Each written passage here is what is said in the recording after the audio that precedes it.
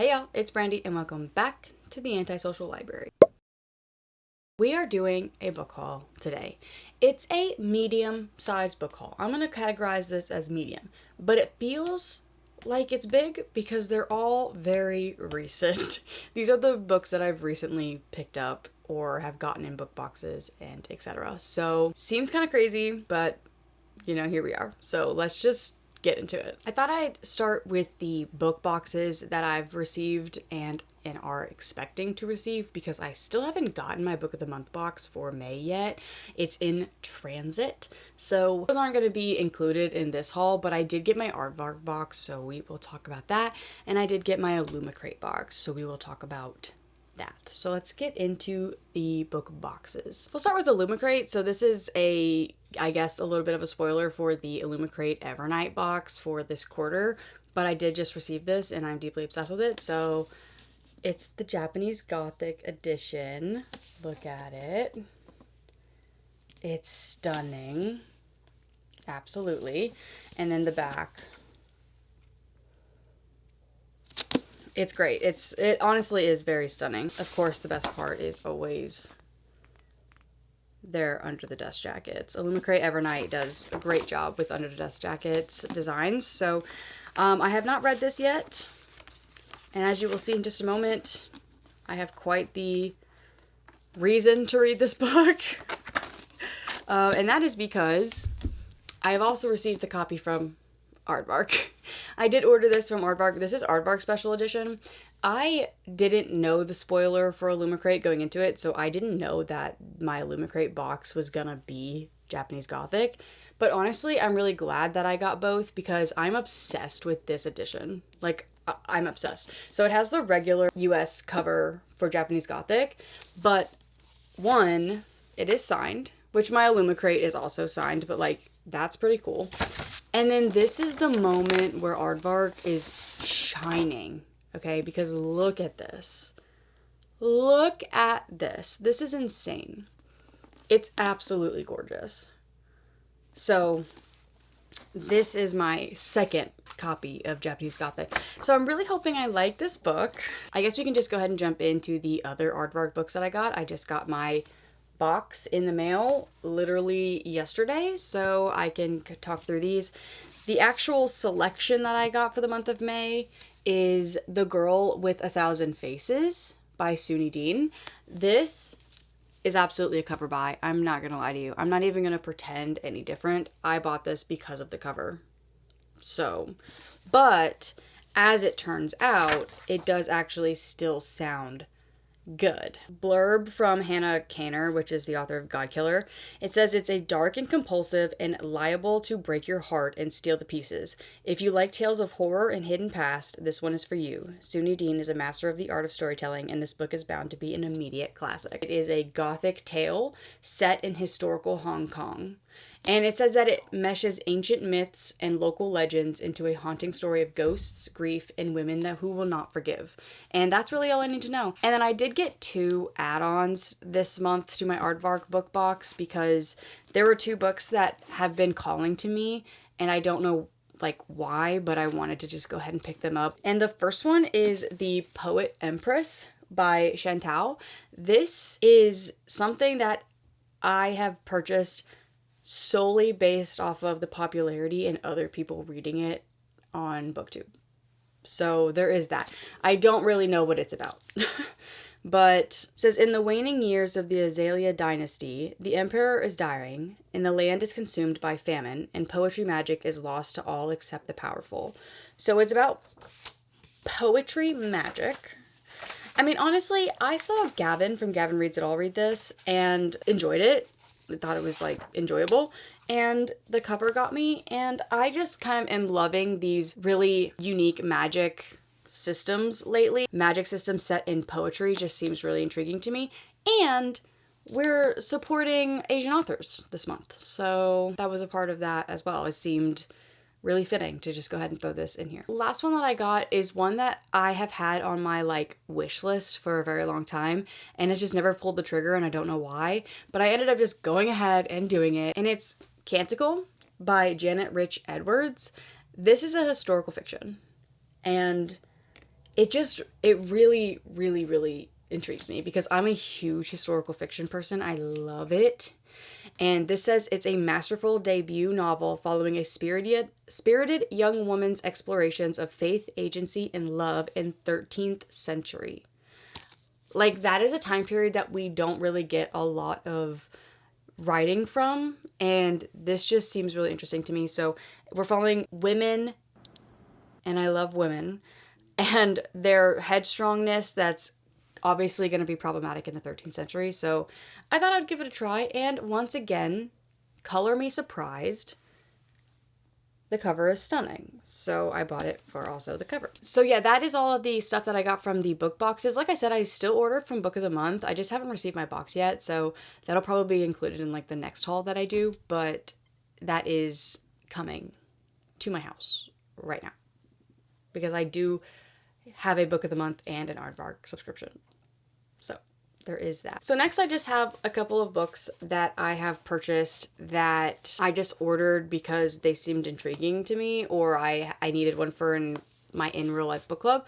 And the first one is The Children of Gods and Fighting Men by Shauna Lawless. This is a Viking magic story set in 981 AD. The reason I got this is I wanted for Broad Raider Bingo hosted by Sarah over at Wicked Reading. I'm pretty sure one of her prompts is for a fantasy novel that is underrated.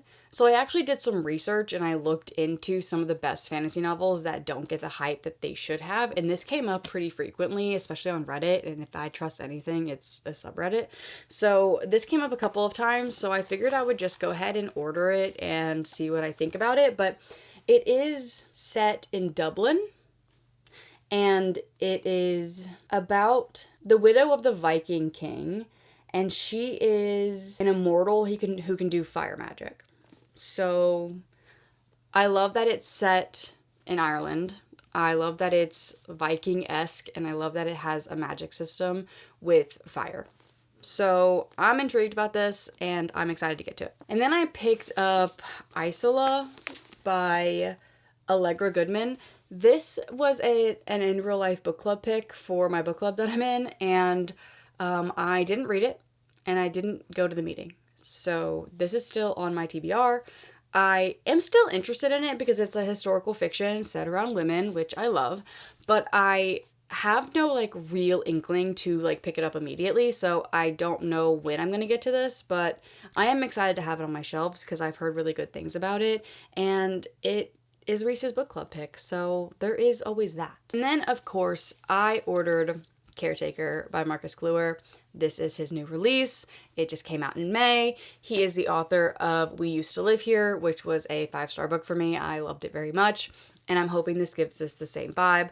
This is about someone who takes out an ad for a caretaker on Craigslist, and someone responds to the ad and becomes a caretaker, and I'm assuming weird shit ensues, and that's really all I need to know. I'm hoping that this book gives me the same feeling that We Used to Live Here did, where I would need to do research after I read it to fully comprehend the mastery of what just happened. That's what I'm hoping for, anyway. And I might have set the expectation too high, but we'll see. And then I did a Barnes & Noble trip, okay? And I took a trip to Barnes & Noble, and I spent a lot of money to go book shopping. I went in for one book, and they didn't have the book I was looking for, so I left with all of these. And that was a coping mechanism for them not having the book that I originally went in for. Clearly. One of the ones I got was An Education in Malice by S.D. Gibson. I love A Dowry of Blood, and this is a dark academia set story with vampires set in a magical school. So that sounds incredible. It's dark, it's gothic, it's vampire, and it's dark academia. And it's written by an author that I've given a 5-star to before. So I figured I would finally pick it up because it's been on my radar for a really long time. And then I got Martyr by Kaveh Akbar. This is a buy that was fully and 100% influenced by Sydney from By Sid Sid. She had read this and recommended it for a contemporary story that will like really make you think and really make you feel something. And I love stories like that. I mean, A Little Life is one of my favorite books of all time, and that might be controversial, but I don't care. I love that book very much. And it's sad and has a lot of really good commentary in it, and it has a lot of reality steeped into it. And I think this is going to be very similarly set about a premise that is a little sad in nature, but when you're following your characters going through it, it feels very relatable and feels very real. And then I picked up Children of Time by Adrian Tchaikovsky. This is another one that has been on my radar for such a long time, and I had no reason to pull the trigger and actually pick it up until Sarah's Broad Reader Bingo came out, and I was like, you know what? I think I am just gonna go ahead and pick it up because this is my prompt for First Contact with Aliens. I am intrigued by this story. I am intimidated by the story because it is sci-fi, and I think it's like a pretty deep sci-fi, but it's also kind of horrifying, and I love a horror undertone, especially in like a fantasy or a sci-fi. So this is basically set in a world where like humans need to leave Earth in order to survive, and they're able to go to a different planet that is capable of harboring human life. So they make it to this planet, but the planet is already like lived on by these monstrous like spider-like aliens, and that just sounds horrifying. And I think there's like a war or something that occurs over the land, and I just think it's going to be really good. I've heard really good things about it, and I don't really know that much going into it, obviously, as you can tell as I'm stammering through what this book is about, but I know that it's gotten really good reviews, and I'm starting to dip my toe a little bit more into the sci-fi area, and I'm like excited to get into this, even though it's like really scary for me. So please let me know if you've read that book specifically. Like, let me know if you've read any of these books, obviously, but like if you've read Children of Time, how sci-fi is it? How like scary sci-fi is it? Because I just read Project Hail Mary, and it's a 5-star book, and I loved it very much. I read it earlier this year, and I like thoroughly enjoyed that book. I didn't think that it was too much, but like, I don't know. I'm afraid that sci-fi is just going to go so far over my head that I'm not going to get it. So I don't know. Let me know. Let me know what you think. On that same trip, I was not done. I continued to buy books, and I bought Marrow by Samantha Browning Shea. This was absolutely a cover pickup. Like, I picked it up because of the cover. And then I read the premise, and I just knew I had to have it. I haven't seen anybody talk about this book.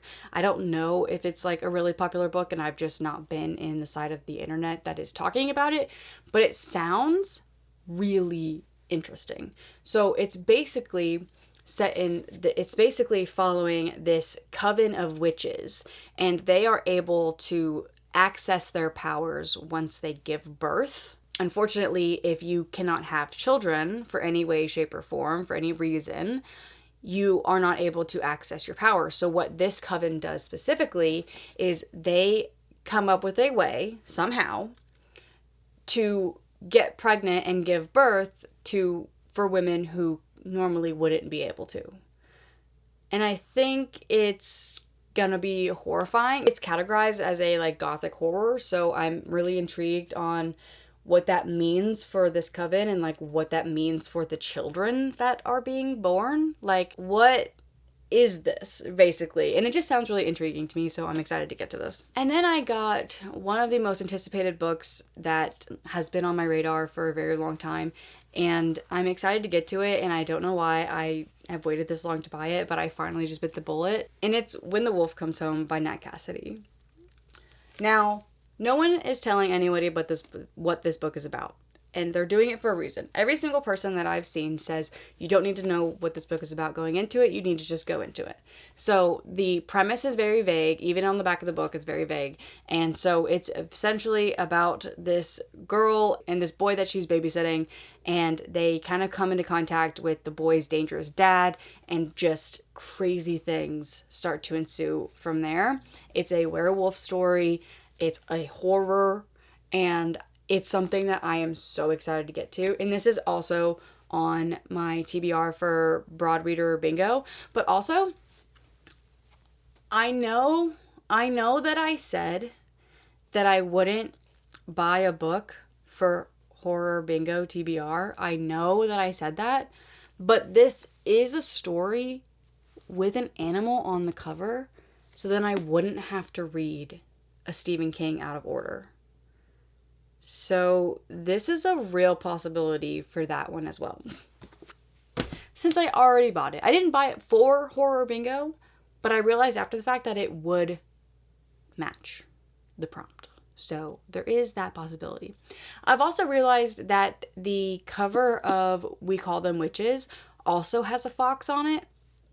Like my Evernight edition doesn't have a like big fox on it like the regular American edition does, but it does still have a fox on it, so I could read that one as well without having to read a Stephen King out of order. So just throwing that out there, that I don't have to read a book that I bought for it because I already had We Call Them Witches, so who knows. The point is I'm gonna finish the bingo.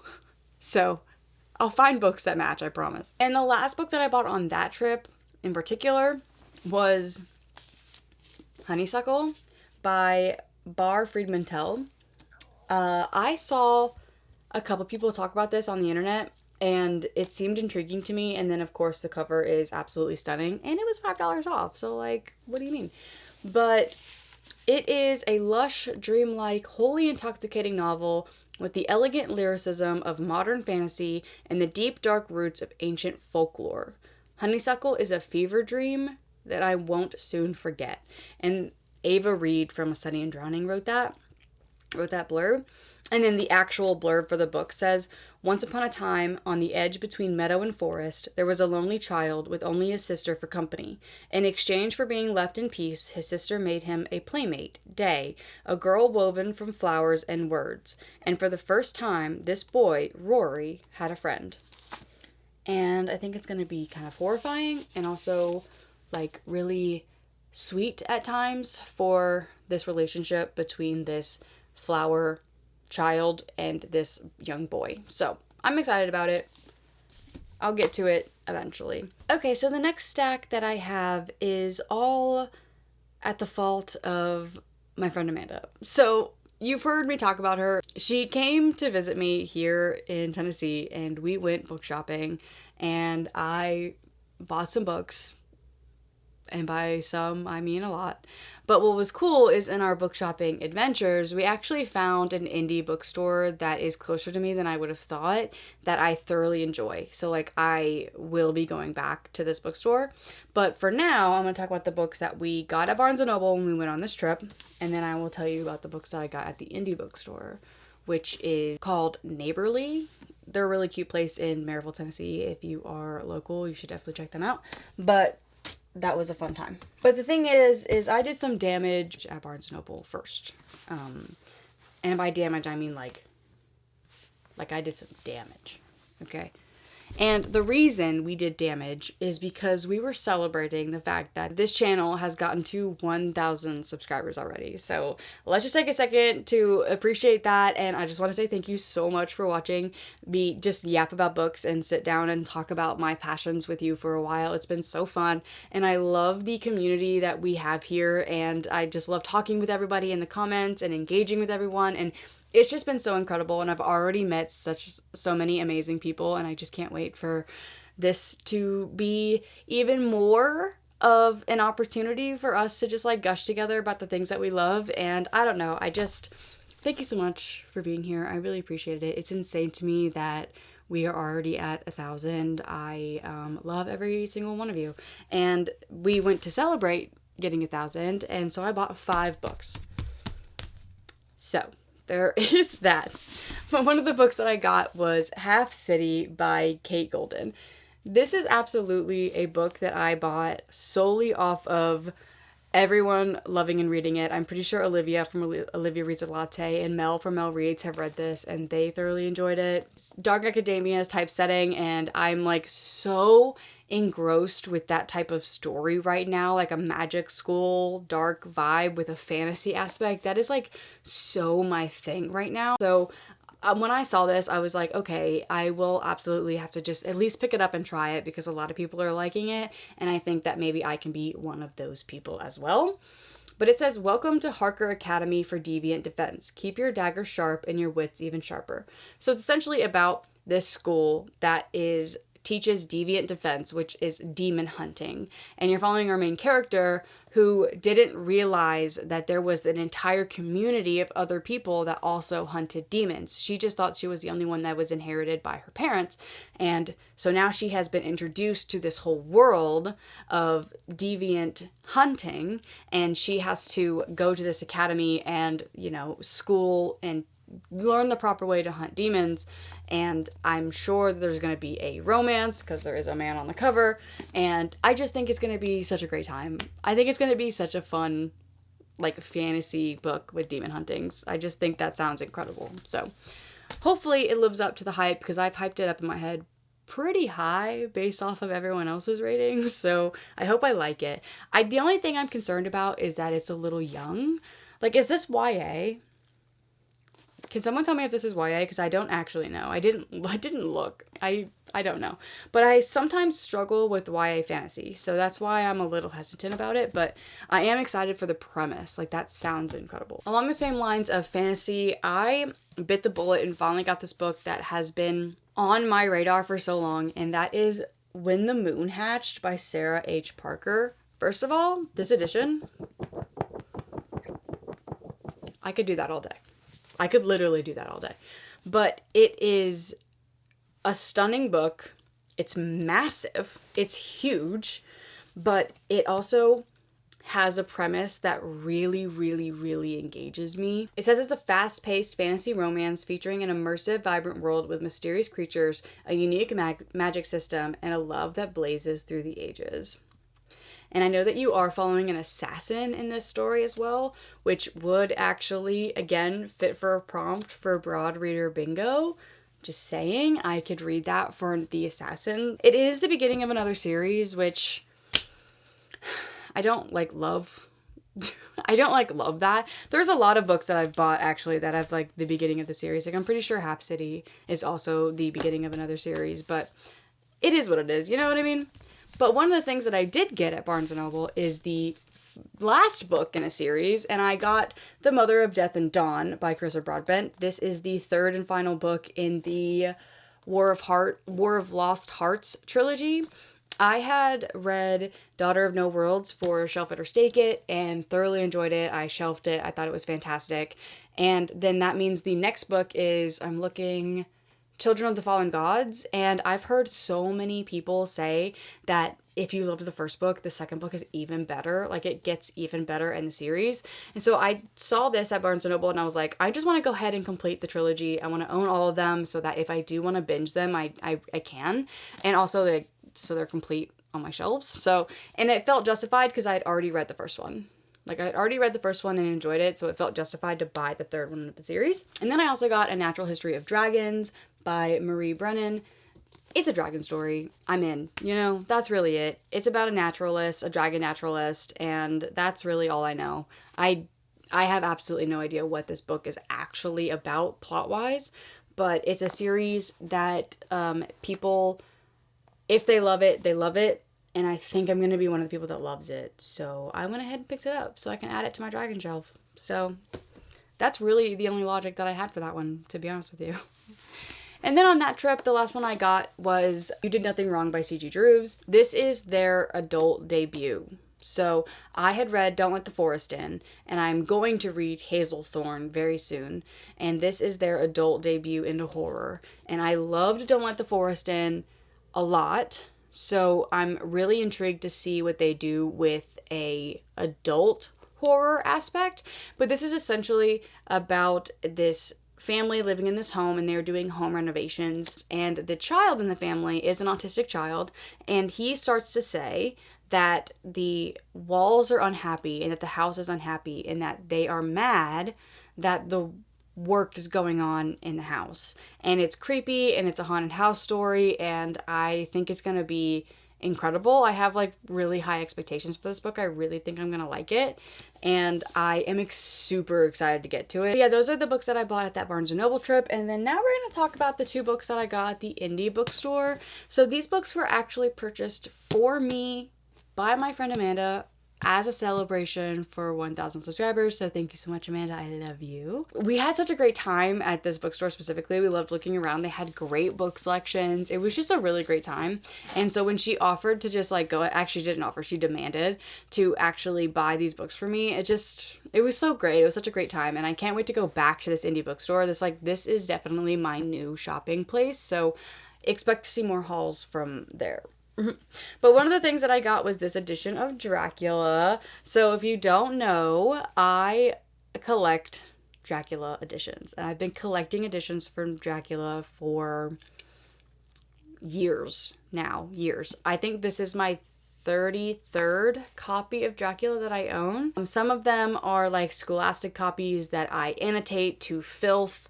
Some of them are like the special editions that are like beautiful and that I'll never touch with a 10-foot pole with a pen. And then there are some that I just think that the covers are so stunning and I just have to have them because Dracula is absolutely my favorite story of all time. It is a piece of art and anyone who doesn't get it just doesn't get it. You know what I'm saying? But anyway, look at this edition that we found. I thought it was so cute. I love it so much. He's perfect. He's literally perfect. So Amanda bought me this one and I get to add it to my Dracula collection and I love it so much. And then this one was interesting because I was going back and forth between this premise of this book, which is The Fox and the Devil. This premise and this cover really jumped out at me. It's an obsession with an immortal serial killer and tackles a vampire hunter's daughter in this enthralling gothic fantasy.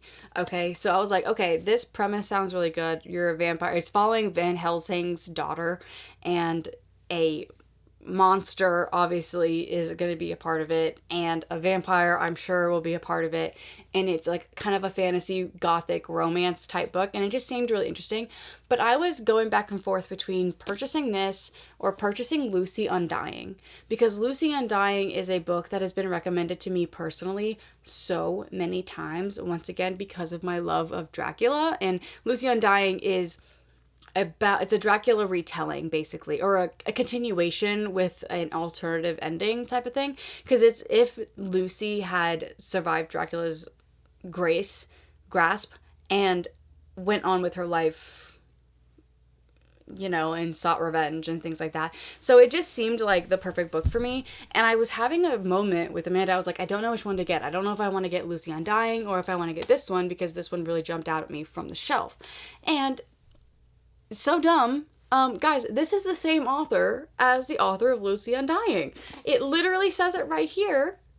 #1 New York Times bestselling author of Lucy Undying.